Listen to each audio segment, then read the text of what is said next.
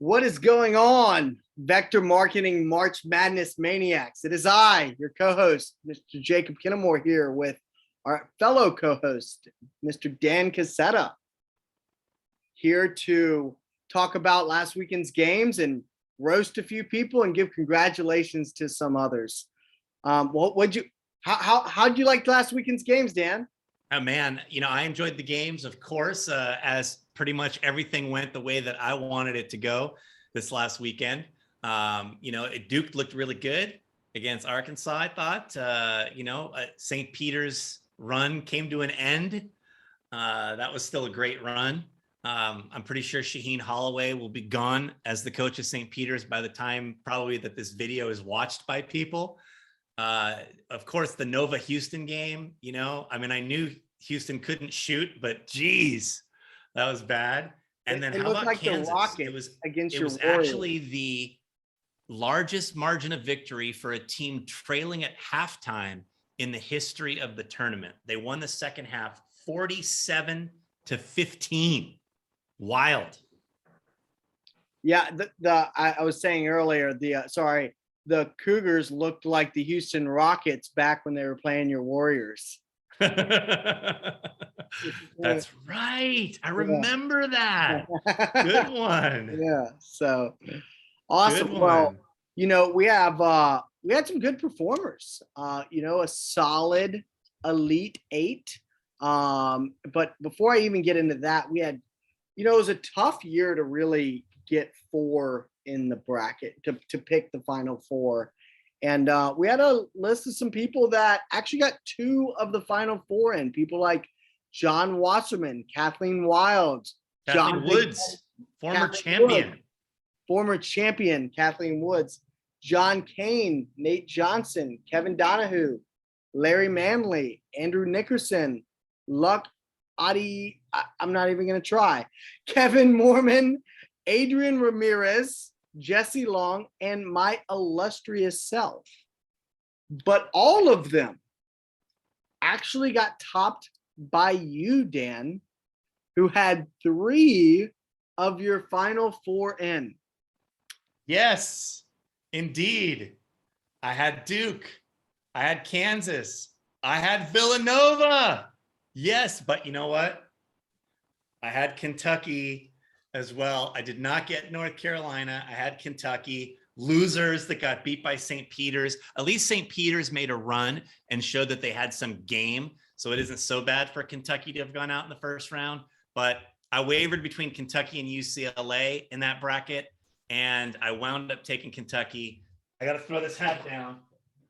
I got to grab this hat right here right now and put it on because that's who I picked to win the championship. And I'm feeling pretty good right now, man. 3 out of 4. Woo! I just have to be honest. I also picked Duke, and I have actually a chance to win some money here.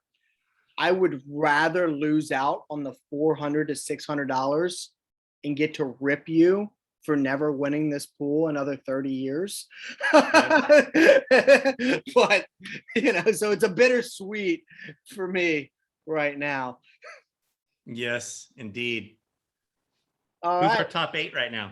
So we got Jesse Long in first place, a solid showing. Your illustrious self, Dan, number 2. Fonz Jenkins is 3. And then we got a 3-way tie for 4th place. Mr. Adrian Ramirez, Brian Gorman, and Luck.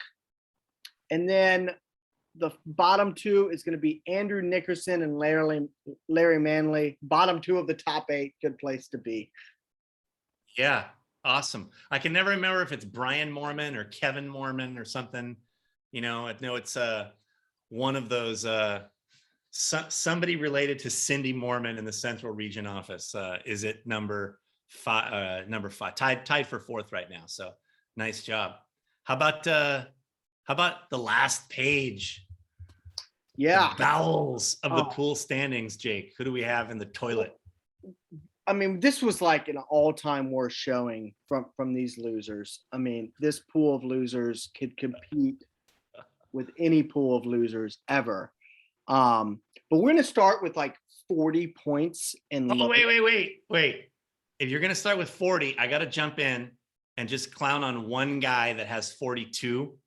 real quick because vacated Vance Pilkington smack talked in our Facebook group about how the way to do well in this pool is to 100% fade my picks.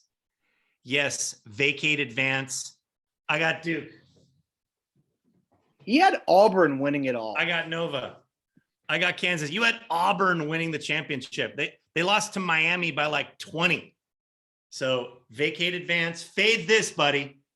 Fade this. Oh. Well, with that being said, at 40 points, we had Mike ate too many tacos Belikov. We had Jeff bottom of the pool Bry. Bruce Doormat Goodman. We had Justin got the ips while making his picks. Ip. We had Parker Greavy. We had Brian not winning Winans.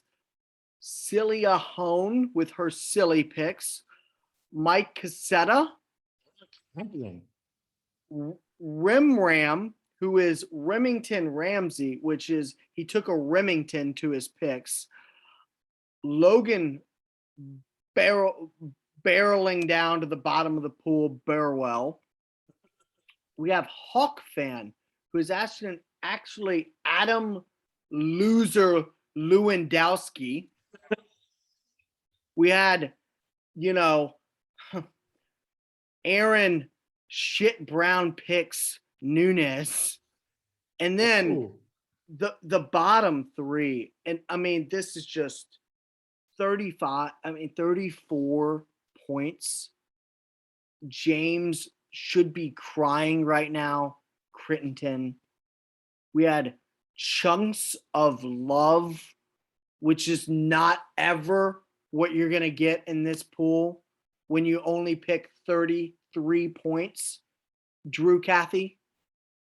And then his name's Lope Dog on here, but it should be Loser Dog. Having the worst showing I've ever seen in Vector Marketing March Madness history.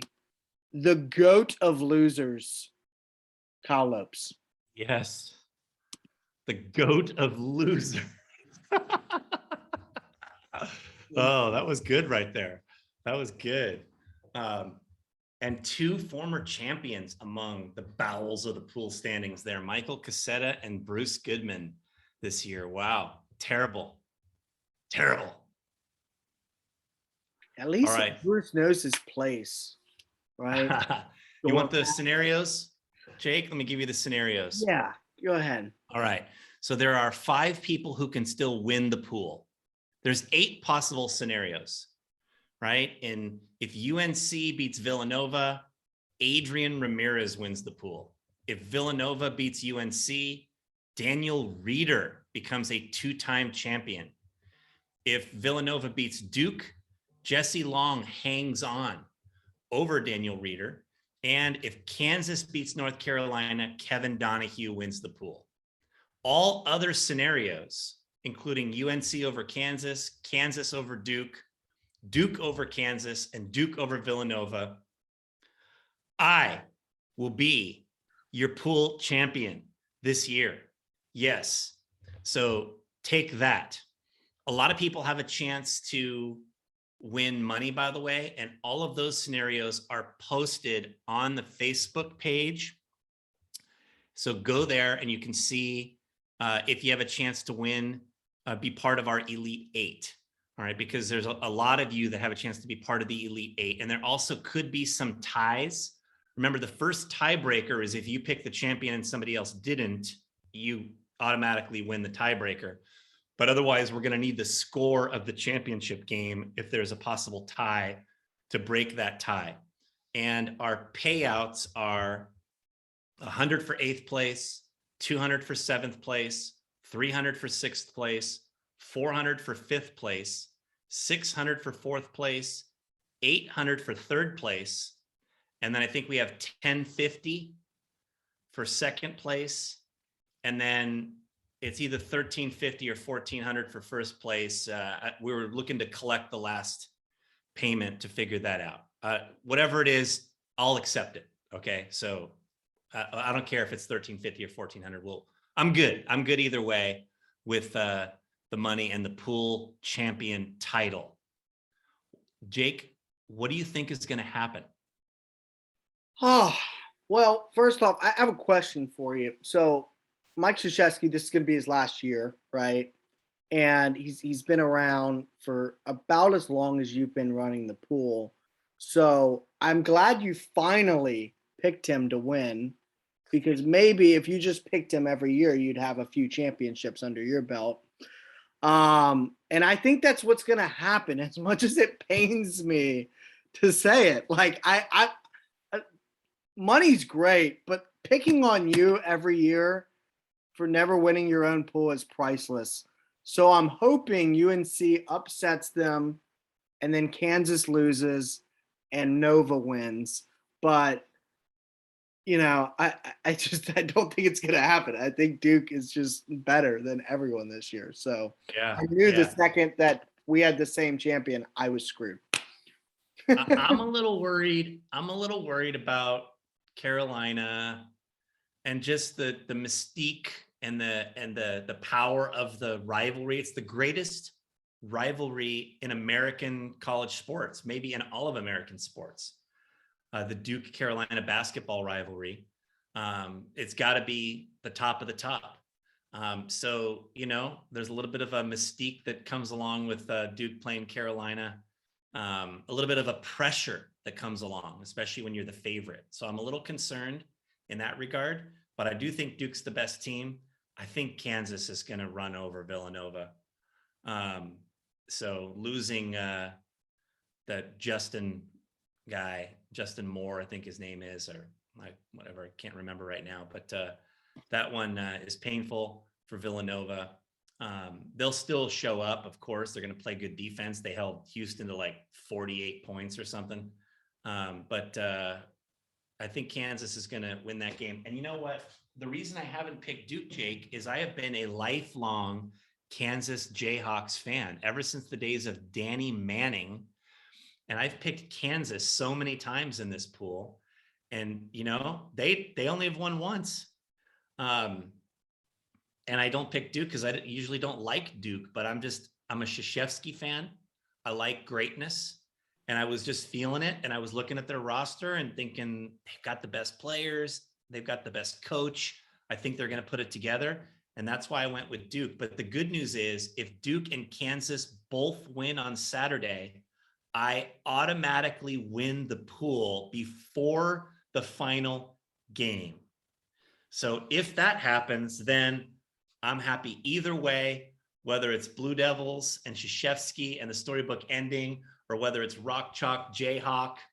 I'm good either way. I'm so happy for you, Dan. All right, last words. It's just been an awesome pool. Want to thank everyone for just being a part of it again. Special shout out to our caboose, Kyle Lopes, who's paying double next year, and excited for the final video, which will be pretty short. So just thanks, and thanks, Dan, for putting this on. I am actually kind of glad that you're finally getting to potentially win one. Thanks, man. We'll see you guys all back after the championship game.